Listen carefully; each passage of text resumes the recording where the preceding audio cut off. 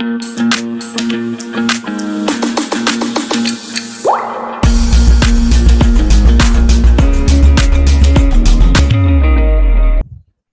आज पढ़ना है मिरर्स के बारे में। दो तरह के मिरर्स होते हैं, मैंने आपको बताया था कि एक कन्वेक्स मिरर होता है, एक कनकेव मिरर होता है। कन्वेक्स मिरर जो है वो बल्जिंग आउट होता है और कनकेव मिरर जो होता है वो बेंट इन होता है। This is a concave mirror जिसका रिफ्लेक्टिंग सरफेस जो है वो बेंट इन होता है।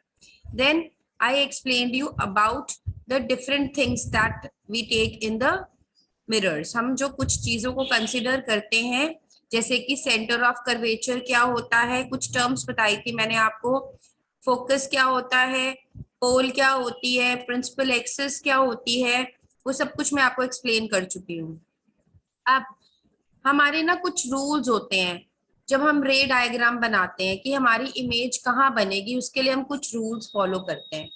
अब वो रूल्स क्या होते हैं वो कनकेव मिरर में हम पहले डिस्कस करेंगे। कि सबसे पहला रूल होता है कि इनमें हम रेज अभी डिस्कस करेंगे, हम 3-4 तरह की रेज के बारे में डिस्कस करेंगे।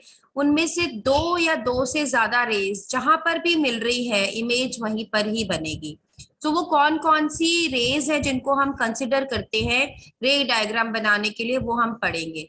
सबसे पहले आती है ऐसी रे जो कि पैरेलल है प्रिंसिपल एक्सिस के। This is the principal axis. इसके जो पैरेलल रे आएगी, इंसिडेंट रे, उसको हम कंसिडर करेंगे वो रिफ्लेक्टिंग सरफेस से टकराकर फोकस से पास होगी। ठीक है, या फिर वो रे जो कि फोकस में से पास हो रही है और बाद में वो पैरेलल हो रही है टुवर्ड्स द प्रिंसिपल एक्सिस। मतलब या तो वो रे जो इंसिडेंट ही पैरेलल हो रही है और फोकस से पास कर रही है, या फिर जो फोकस में से पास कर रही है पहले और फिर वो पैरेलल हो रही है। ओके, देन और कौन सी रे कंसीडर करते हैं हम? ऐसी रे जो कि सेंटर ऑफ कर्वेचर से पास करेगी। ऐसी रे जो सेंटर ऑफ कर्वेचर से पास करेगी और बाउंस बैक हो जाएगी। ठीक है, थर्ड रे हम वो कंसीडर करेंगे जो कि सीधा पोल के ऊपर जाके इंसिडेंट होएगी और वहां से वो एंगल ऑफ रिफ्लेक्शन बनाकर बाउंस बैक हो जाएगी। सो ये 3 तरह की रेज हैं जो हम कंसीडर करते हैं कनकेव मिरर के केस में रे डायग्राम बनाने के लिए। और जो हमारा कंक्लूजन है वो ये निकलता है कि अगर हमारा जो ऑब्जेक्ट है वो इन्फिनिटी पे पड़ा है, मतलब बहुत दूर पड़ा है, तो हमारी जो इमेज है वो फोकस पे बनती है और वो बहुत ही छोटी होती है, पॉइंट साइज की होती है, मतलब एक डॉट के जितनी इमेज होती है और वो रियल एंड इन्वर्टेड होती है।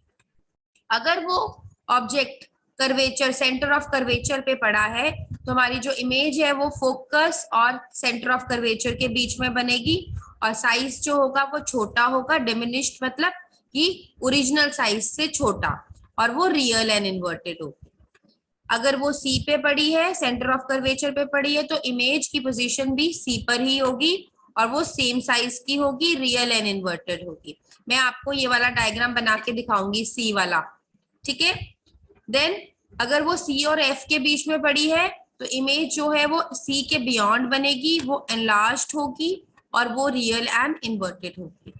अगर वो एफ पे पड़ी है तो इमेज इंफिनिटी पे बनेगी, वो हाईली एनलार्ज्ड होगी और रियल एंड इन्वर्टेड होगी। लेकिन अगर जो ऑब्जेक्ट है वो पोल के और फोकस के बीच में पड़ा है तो इमेज जो है वो मिरर के पीछे बनेगी और वो एनलार्ज्ड होगी और वो वर्चुअल एंड इरेक्ट होगी। नाउ यू कैन सी कि जो कनकेव मिरर में मोस्टली इमेजेस बन रही हैं वो रियल एंड इन्वर्टेड इमेजेस हैं। ठीक है, तो आपको याद रखना है कि कनकेव मिरर में जो इमेज बनती है वो रियल एंड इन्वर्टेड होती है। Please remember this, accept in one case, जब वो वर्चुअल और इरेक्ट है। कब है वो? जब हमारा जो ऑब्जेक्ट है वो पी और एफ के बीच में है। पूरा वीडियो देखने के लिए और लेटेस्ट एग्जाम अपडेट्स जानने के लिए डाउनलोड करें कैरियर डिफेंस स्कूल का एंड्रॉयड ऐप।